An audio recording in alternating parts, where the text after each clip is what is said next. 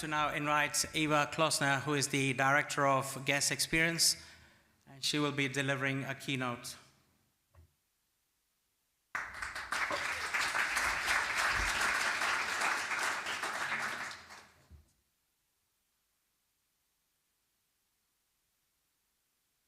Good morning, everybody. Thank you for having me here. Thank you for being here this early in the day.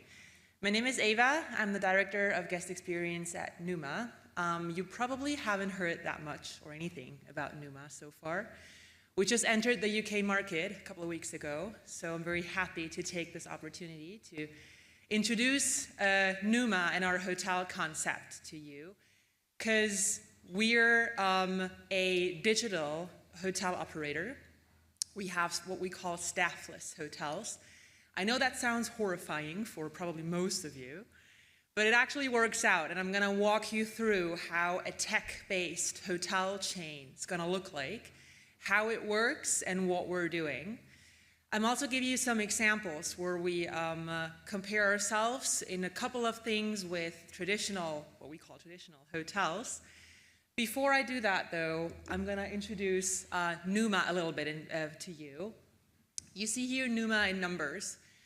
We are very young. We were founded late 2019, right before the pandemic. Timing has been great. We are a Berlin-based startup, so our foundation is Germany. It's the DACH market. However, we expanded across 14 countries as of right now. We have around 7,500 units under operation. Not all of them are open yet, but all of them are signed. In, as I said, 14 countries, it's 37 cities. It's around 100 hotels, more or less. And we have around 650 employees as of right now. So you see we grew very, very fast. And also that can sound very horrifying to a lot of you, but I'm gonna walk you through how we did that. I'm also, after this little keynote, happy to answer to any potential question you guys might have. But yeah, so we are a VC-founded or VC-backed, used to be startup. We're not a startup anymore. We're a scale-up as of this year. We have a total capital raise of 112 million euros. Over the last 5 years it is right now, with very strong partners from different industries. We have real estate, we have technology, we have hotels, so we have all those different parts mixed up into our portfolio. And the last three numbers here is a little bit about how we do on a very, very high level scale. So our average rating across the portfolio that we're operating on Airbnb, Booking.com, and Google is 8.9 out of 10. And this is also because 90% of our entire guest journey is automated. You see here that we have 65% lower operating costs because of that. Because basically what we do is we don't have staff on site. That also means we don't have, or we as Numa do not operate any restaurants or any spa areas. We do have third parties that we're going to partner up with who run restaurants and cafes and bars at our property, but we are not doing this. Numa does not have an F&B concept, and we don't have front desks. Now that might sound interesting because we are in the 3 to 4 star sector. We don't work with stars actually, but if you needed to pin us down, that would be kind of the area. But we sat down in 2019 and thought, like, first of all, why is hospitality one of the last industries that hasn't evolved ever since the 50s? We're doing things exactly the same way since the 50s. I work in hospitality ever since I'm 14, so like since 5 years. And I worked in like very traditional hotels, mostly 5-star in Austria, where I'm from originally, in France, in the United States. And everywhere you go, it's always the same. You know what you get whenever you enter a hotel. It doesn't matter if it's a 1, 2, 3, 4, 5-star hotel. You always know the basics. You know your ways around, you know like roughly how it works, especially if you work in that sector. It's gonna be the same, right? It doesn't matter in which hotel you are, to be very frank. It's always the same. But nobody ever thought about, does every single step along this guest journey still make sense? Is this still up to date? Do we still meet the demands of the travelers? Do we know who stays with us, actually? Because a hotel is a very open space, obviously, right? So everybody who can afford it can stay in a hotel. No matter the gender, the culture, the background, the language, doesn't matter, right? So we sat down and went through this, and we were like, okay, what does a millennial traveler need? Why does a millennial or Gen Z person travel these days? Especially during the pandemic, because that was fun, but also after it.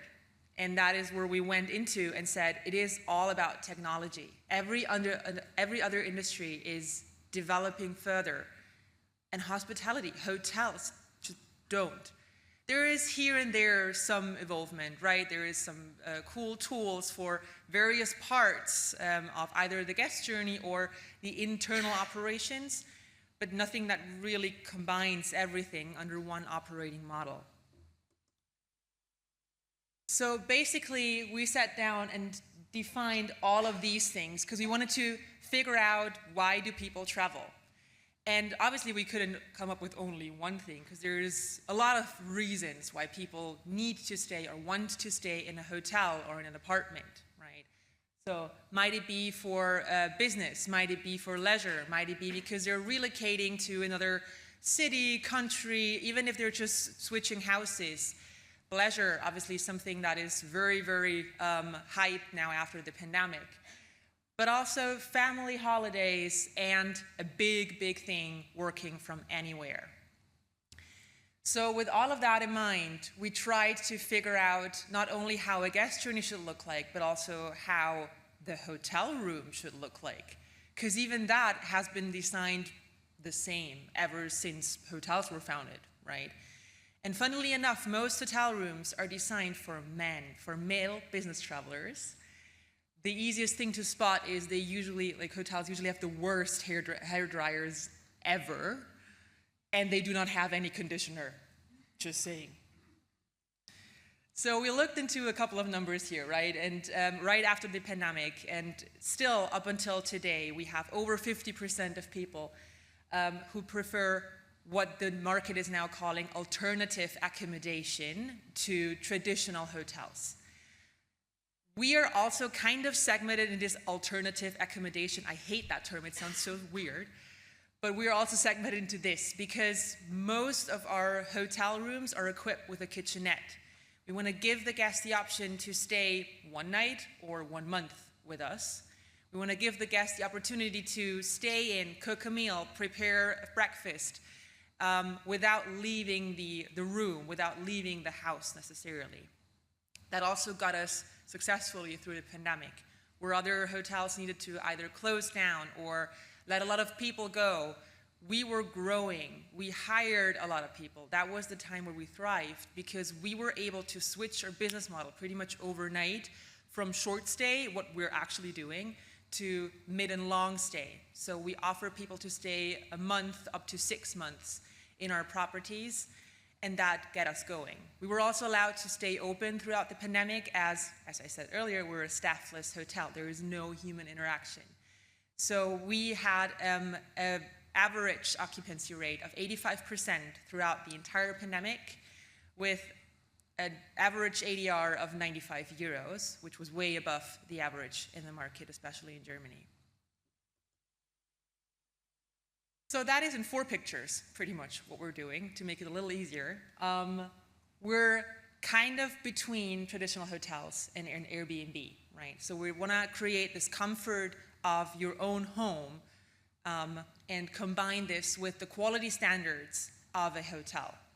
So basically what Airbnb is lacking, which is a consistent quality, a quality assurance, we're bringing this to the table. We're offering hotel rooms, we're offering actually like 100 square meter apartments with full kitchens as well to our guests with 100% digitalized guest experience in very central locations. So in all the cities, all the countries where we're at, we're aiming for AAA locations, so city center for making sure that our guests explore the city.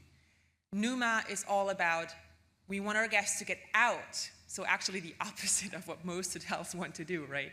So we don't try to build this ecosystem within the hotel where a guest doesn't have to leave. We actually want the guests to go outside and explore the city, which has changed our claim, and it is now, we do the rooms, you do the city. So we want our guests to get out, to explore, to know where they're staying at, to behave like a person that lives there. And we're providing them a comfortable, easy to access home. So that is enough of like general Numa and all that. My task here was to like give a little speech about what does technology do in 2024? What does it do for hotels? And I didn't want to just talk very generally and broadly about that. I wanted to pin it down on the example of Numa. Sounds a lot like bragging. I tried to not brag because that's not my goal here. But I think it's easier for you to understand if I show it on actual examples. So, as I said earlier, the customer experience is completely digitalized, right? And you see it broken down here. That is a very high-level overview. Obviously, it starts with booking a room online. I think that goes for pretty much every hotel at this point around the globe. So that's nothing new. But we also do a digital check-in. So the beauty with this is no guest needs to check what are the check-in times, what are the checkout times, is the front desk constantly staffed or not, do I have to be there at a certain time or not. They don't need to plan around also checking out in time, because you never know if there is a queue. You never know if you make it to the airport, to the train, to wherever, to your meeting. And the same goes with the check-in. So the digital check-in happens on your phone. You don't need to download anything. Obviously, we do have an app, but you don't necessarily need to download that. You get a WhatsApp. So all this technology that is happening in the background, we wanted to make sure that our guests don't feel that. For them, it should be very easy. We don't want our guests to feel like they need to have a bachelor's degree in IT to be able to enter the building and the room, right? So you get a WhatsApp message, you scan your ID or passport, it takes your information, you sign it, that's it. At the day of your arrival, you receive a 4-digit PIN code, and that PIN code lets you in the building and into your room at whatever point you arrive.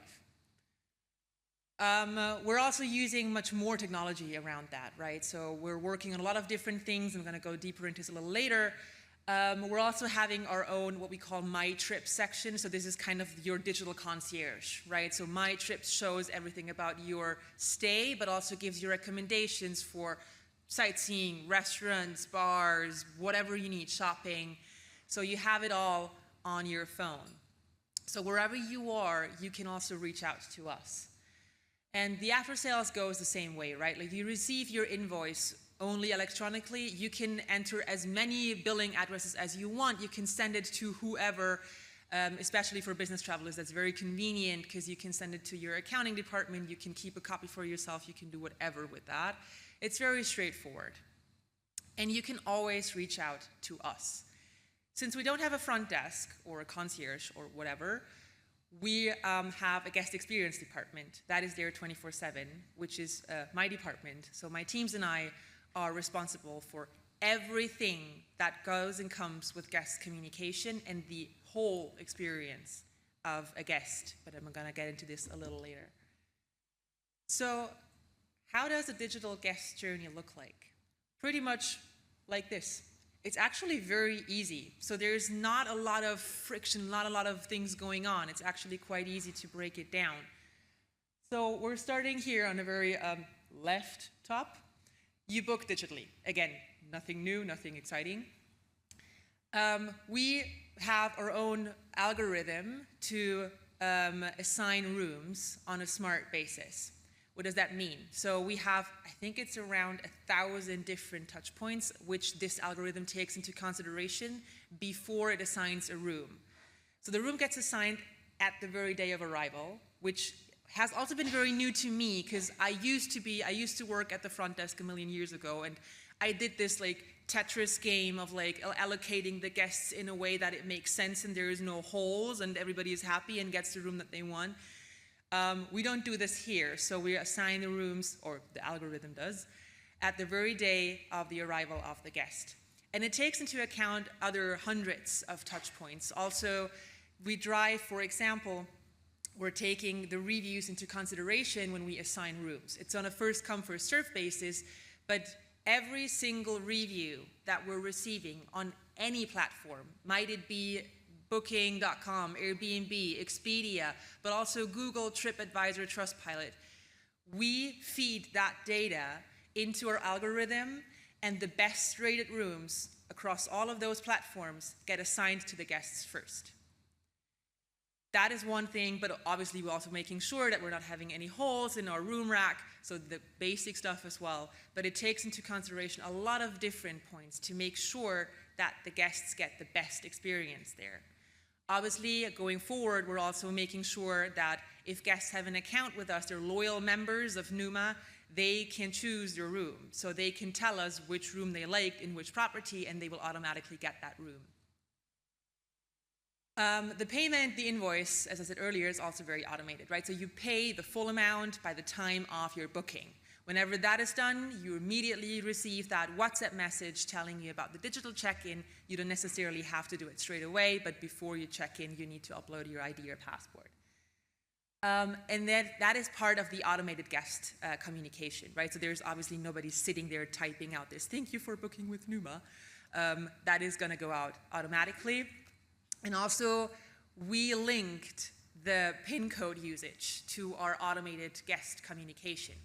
What does that mean? That means whenever the guest, for the very first time, enters their personalized PIN code on their room door, we know that they checked in, and 30 minutes later, they automatically receive a WhatsApp or text message, if people don't have WhatsApp, obviously, that asks them, that welcomes them and asks them if there's anything that we can do to help them, to make their stay better. So we try to make this as digital as possible by still keeping a personal touch to it and making sure that guests know it's not this empty property where nobody cares about you. We're here, but you choose if and when you want to talk to us. You can customize your stay through the Numa app, through the My Trips that you can also access through a link if you don't want to download the app. So it's very straightforward. You can add things like, I don't know, breakfasts or a parking lot or whatever. Very straightforward.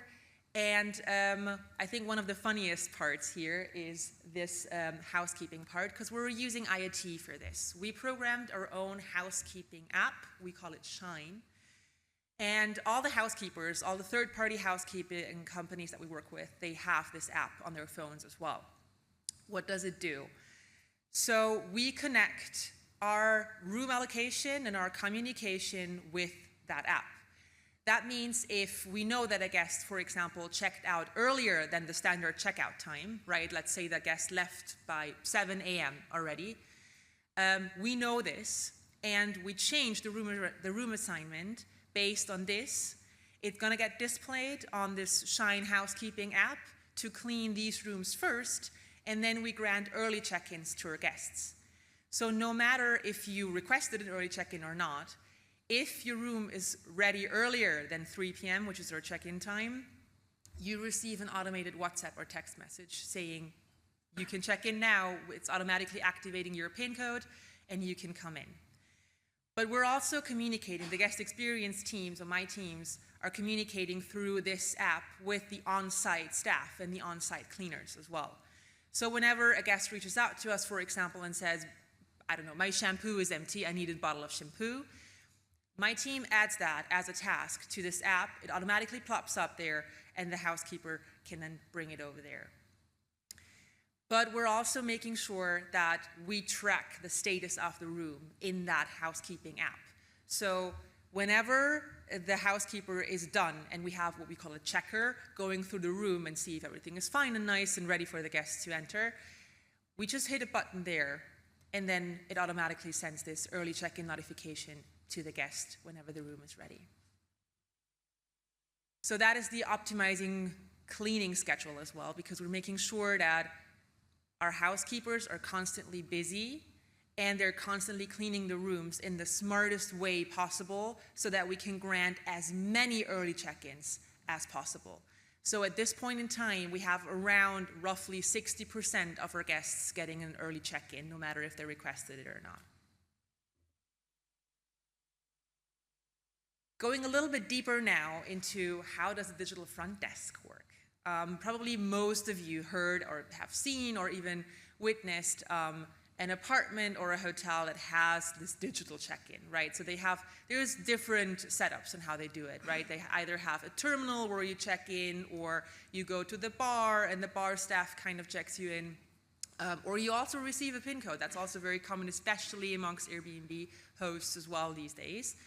So how can we make sure that people enter a 3- or 4-star hotel and feel like it's a personalized thing? It's still not an empty, weird space where nobody takes care. So we start again at the online room booking. It's always our starting point, obviously. The PIN code, I talked to you about that. That's something that's got automatically sent. We have a 24/7 guest experience team, or teams at that point, that are set up in tiers. So we have tier 1, 2, and 3. So whatever comes in as a communication is tagged automatically through AI in our CRM system and put into the certain tiers. So we're taking care of guests' requests or complaints or questions based on the complexity of it and not based on a specific room or city or country. We have obviously very tight reply times when it comes to that. So we guarantee the guests to receive a reply on WhatsApp within 3 minutes. And we hit that mark since 5 years. That makes us very fast, and it usually gives the guests a sort of wow factor. Because usually if you check in a digital hotel, you always feel like nobody cares. I know that there is a WhatsApp message. I can send a message, but then, nothing happens. Maybe 3 days later, I'm going to receive an answer. So we usually get this wow factor when people understand that there's actually somebody there that cares and that takes care of them exclusively. As I said, all the communication comes into one tool, right? So it doesn't matter if it's a phone call, if it's a WhatsApp, if it's a text message, an email, or any chats on those OTAs, on Booking, Airbnb, whatever. It all comes into one tool. So very nice, very neatly, to make it easy for the support teams to work with it and answer in that very short amount of time. And we have everything connected into that tool. So our PMS tool is in there, our CRM, our CMS, Slack is in there. That's our internal communication platform. So everything is in this one tool so that the support agents do not have to leave that tool, but they see everything about the guest. By the time the guest sends us a WhatsApp message, we know who is that, in which room is that person. We see past stays if there are any. We see future stays. We see if they've checked in or not. We can send the links with one click if they didn't do the digital check-in or if they want to access this concierge page, right? So it's everything from there. It's very fast. It's very straightforward because we found that this is what a traveler wants. They don't, if they ask, like, especially easy questions like when's the check-in time or where's the parking lot, they don't want to have a whole conversation around how their arrival was and how the weather is and whatnot. They want a fast, to-the-point response, and this is what we get them. And that makes us quite unique. We do use a chatbot. This is still very new. We're the only hotel operator that has a chatbot for the end customer in place, or the end guest in our case. And when I came up with that project, I was also very suspicious. Again, I'm a very traditional 5-star hotel girl myself, so I was like, oh my God, people need to talk to a chatbot. They're gonna freak out. Because it's one thing to check into a digital hotel. It's a whole different thing if they reach out and they obviously realize that they're talking to a chatbot right now. So we took a whole year to find the partner as a chatbot that we're now partnered up with to make sure that they understand that a hotel is a very different setup than, I don't know, your e-commerce store. And we tested it, and I had sleepless nights, I swear to you. I had sleepless nights when we introduced the chatbot. We call her Emma, by the way. So before we introduced Emma, we did some sort of a field study, and we still weren't sure if guests like it or not. So we set Emma live only in English and only in the DACH region to test it out a little bit. And guests loved her, even more than we thought. We had an immediate CSAT of over 80%. That is constant since then.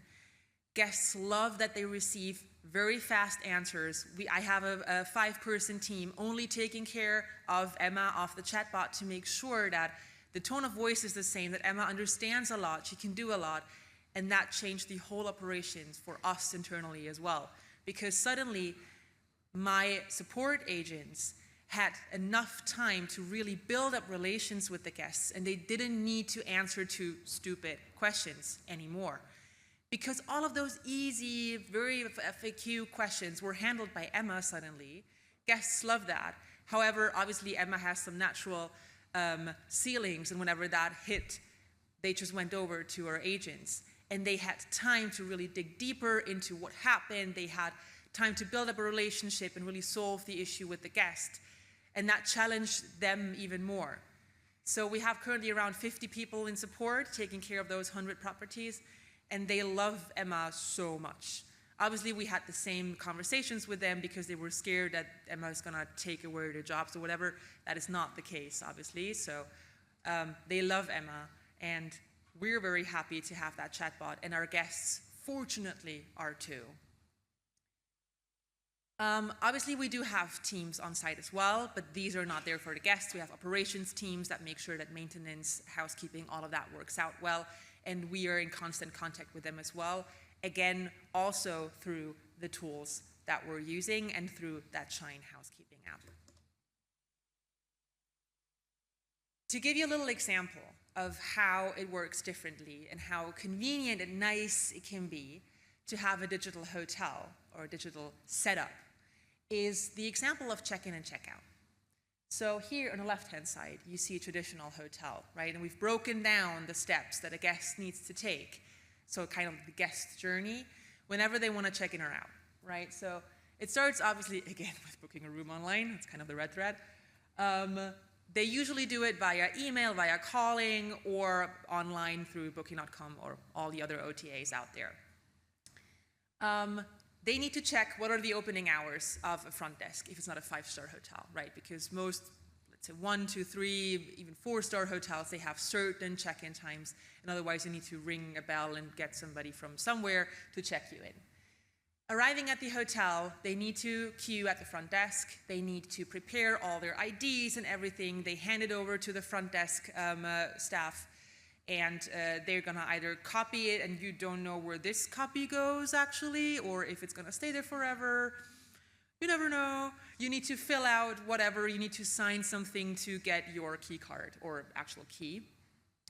And all of that takes up a lot of time. It can be quick, obviously, but it at least takes 5 to 10 minutes, right?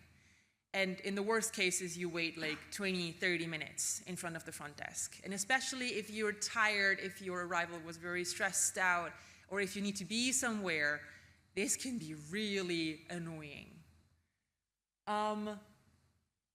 With Numa, we kind of broke it down a little differently because, again, what we did is we really sat down and went through every single step of the guest journey for various tasks. That was a very tedious work, actually it took us a couple of weeks, but it was worth it. Because for Numa, now you book online, you pay in full. If you want to add something, you do this through the app or through the link that is going to send to you via WhatsApp, so you also pay immediately. There's no need to go to the front desk and pay anything. We have free minibars, so we don't even bother trying to chase people around for their one vodka tonic that they had. You do your digital check-in wherever you are in the world. You can do it at the beach, in the train, on a mountain. Doesn't matter, right? As long as you have your ID with you and your front camera works on your phone, that's pretty much it. You scan it in, it's a thing of like 30 seconds. You sign, and that's done. And you can arrive at the hotel at any given point.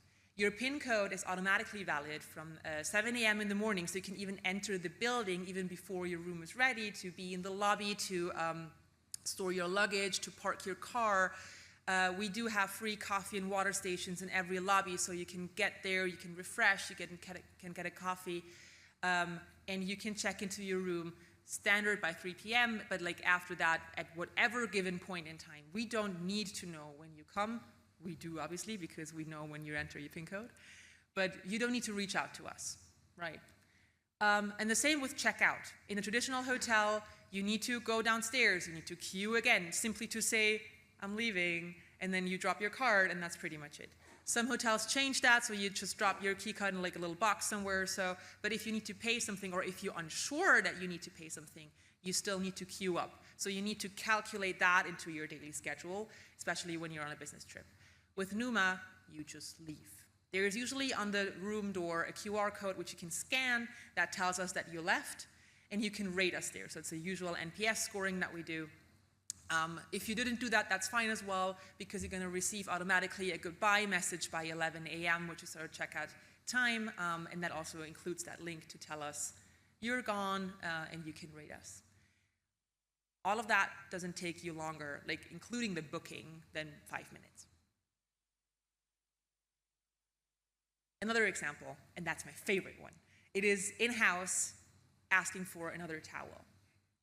So in a traditional hotel, if you need another towel or whatever it might be, you either call front desk or you walk up to front desk and tell them, hey, I'm in room whatever, I need another towel, please. And then you as a guest walk away and you feel very good because you feel like somebody else takes care of that. This is the beauty of service, right? I don't need to lift a finger. What happens in the background, and you guys probably all know that, is the front desk clerk needs to either walk up or communicate or call or whatever it is, a housekeeping person. There's a million different ways on how that works. You can call them, you have a walkie-talkie, or you even walk up to people. I've seen that a lot actually lately. And that housekeeper needs to stop whatever they're currently doing. So they need to stop cleaning the room, or they need to stop doing whatever, to either go to the housekeeping or to the laundry, or pick something up from their cart and bring it to your room. Every single step, every single second that a housekeeper does not do their actual task is money that you're losing. So even though it might be nice for the guest, because the perception of a guest still is everything that I don't need to do myself is amazing and great service, we try to shift that mindset a little bit. So what we do at Numa is a guest obviously texts us, right? Or they can call us too, but they usually text and say they need another towel. Emma, our chatbot, replies immediately, pointing you to the direction of what we call essentials closet. They're in every floor or in every property, depending a little bit on the property, in a very short distance. And Emma's gonna tell you that you can access this room or closet with your PIN code. You can walk there and you can find whatever you need. So there is towels, there is linens, there is pillowcases, there is toilet paper, extra coffee, tea, milk, irons, ironing boards, you name it. Everything is there. Cutlery, pots, pans, everything you need. Because we did a test, and because obviously we also had the same thought that probably most of you have, like, what if a guest takes 15 towels, right? It's gonna be really expensive, it's gonna be super odd as well. And we simply tested it, and that didn't happen. Most of the time, guests really take what they need and leave. There is some outliers, but that's so minor that it doesn't really matter. So obviously in the first second, the guest might think, oh, this is bad because I need to get it myself. That's not service. But most of the time, whenever the guest realizes that they get a towel and maybe some more coffee pots or another tea bag, within 2 minutes, they're usually thrilled. Because in a traditional hotel, you can wait up to an hour for your towel, depending on how busy they are, how they're set up. People might forget about that. So we just made it easier. This example, and I choose this usually because that is what I wanted to show you. It's like we want to change the mindset of the guests a little bit around what is service. Just because we're used to a certain set of service because it has been the same for ages doesn't mean that this is still what we want, right? And we at Numa came to the point that the most valuable resource that a guest has is time. And we want to give the guest now the power over that again. So we don't want to steal their time because they need to wait for something, and we want to give back the power to them in terms of when do you want to communicate with us. We're not forcing you. If you don't want to get in touch with us at all, that's fine, you don't have to. If you want, feel free. Call us, email us, text us. We give you a lot of possibilities to do so. That's a little more numbers for the guest experience department. I'm just going to rush through it because I think it's not that interesting. So my department has around, I think it's close to 80 people as of right now. And we're operating 3,500 units live at this point. We have around the same size signed. We're going to open those soon throughout the next couple of months. 50 people are in support. So 50 people are taking care of 3,500 units with a reply time, as I said, of 3 minutes on average for WhatsApp and 60 minutes on average for emails and OTA messages. We do have 6 what we call expert teams as well. So it's not only support teams that are here for the guests, but to make sure that the entire guest experience is nice and makes sense, we have training and onboarding teams, quality assurance team, what we call a recovery team that calls guests who had a negative experience.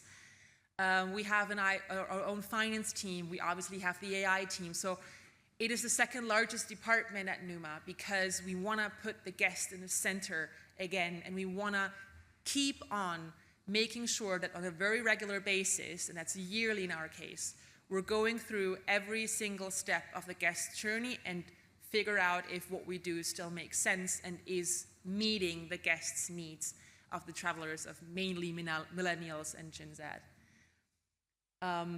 Yeah, it's actually, we have a 71% overall CSAT for all the channels that we're working with. And as you see, the average inbound messages that we need to react or respond to are around 260 to 300K a month. The last thing I want to touch a little bit more upon is the chatbot, because that's probably gives you a lot of question marks, a lot of doubting and frowning. And I understand that, because I said earlier, I was very skeptical myself. I had the idea, but I was skeptical at the same time. So 3 main reasons on why we said we wanted to introduce a chatbot that communicates with the actual guest. First is improving the communication. Again, especially for easy to answer quick questions, we wanted to make sure that guests have the time to themselves, that Emma replies very fast, right? So they don't need to have this entire conversation around this. They don't want to wait for an hour. They want to have a swift and fast response to what the check-in time is or where they can find whatever. So 56% of our guests, it's actually more than that, it's actually 76, contact us through WhatsApp, because that's also the channel that we push the most. Again, I count text messages also into WhatsApp, because that's the same thing for us. The other one is the focus. We wanted to focus our support agents on the more complex, more time-consuming tasks. So we had more time to specifically train them on various areas on how to handle a guest whenever something escalates. So they didn't need to waste their time by answering to simple questions. And scalability, obviously. We're growing very, very fast. On average, we're opening a hotel every 2 months, mostly more than that. So we grow really fast because of our business model. It's quite easy to do that, as it's a plug-and-play thing. We don't need to hire people on the ground that much. And the virtual assistant can help us to outsource a lot of easy tasks. So we programmed Emma now in a way that she also communicates with our housekeeping app. That means when you as a guest say, hey, my shampoo bottle is empty, that is something you cannot get from the essentials closet, then Emma automatically sets a task to bring that bottle into that housekeeping app for our housekeepers to do. So it doesn't need to be escalated to an agent anymore. And that goes with a lot of different things. So the first level of complaints is also going to be handled by Emma in the future, to make sure that we cut the times and we help the guests to help themselves in the first place. Especially when they have, let's say, an AC issue, right? Most of our guests, we figured, want to fix it themselves, or at least try to. So Emma immediately gives them like a 5-step thing to troubleshoot. Obviously, if that doesn't work out, they're gonna get to our tech support team and they're gonna help out. But that's a lot easier, and obviously easier for us because Emma can answer to an indefinite amount of messages at the same time, whereas agents can't. And that's a little overview about what Emma is usually tackling. You see that list over here. That's the main things that Emma is taking care of. It's not in order, so it's just a random order, really. But that's mostly what she's doing. We're gonna add a lot of more things here as well, but you see in the very bottom, we're gonna add those first-level complaint management already with AC heating issues, TV, noise, Wi-Fi, so the things that usually break down, don't work in a hotel. Emma is able to take care of that. She has still a very high CSAT. We have her now present in all of her countries, so she is in 14 countries, and Emma is now fluent in 5 languages, in English, German, Spanish, Italian, and French, and that's what we want to do. So I hope I could give you a little introduction of how a digital hotel can look like and how a digital customer or guest experience can look like. Thank you very much.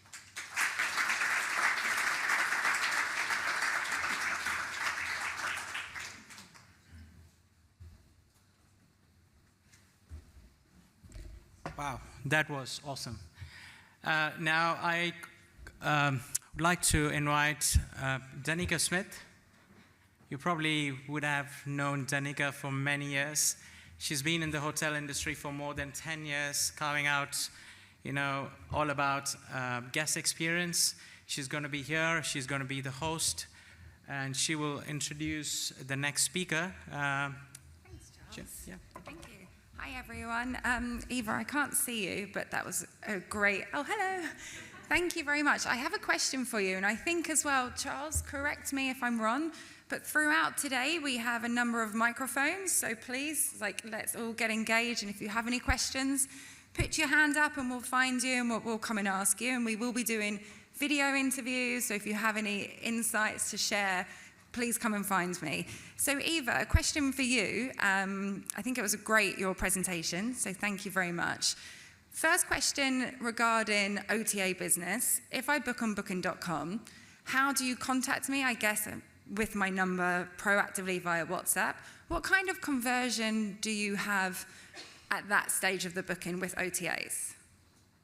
So, can you hear me well? I can, but I don't know at the back. So usually, we linked all the OTAs to our CRM as well. So it doesn't really matter for us where a guest books. Obviously, we want guests to book on our own website.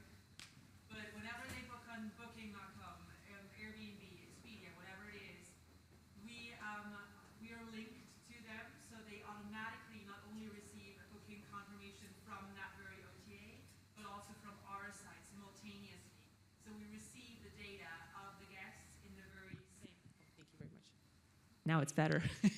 Okay. So we receive the guest data immediately. It immediately comes to our CRM system as well, and from that into our messaging tool as well. So the guest journey for us internally doesn't really differ if a guest books on our IBE or through an OTA. Okay. I'm sure there's many marketers in the room that would love to know how you convert Danica12345 at booking.com into that messaging. So we will find you later, Eva, and understand how you do that, because that's the trick we all need to know.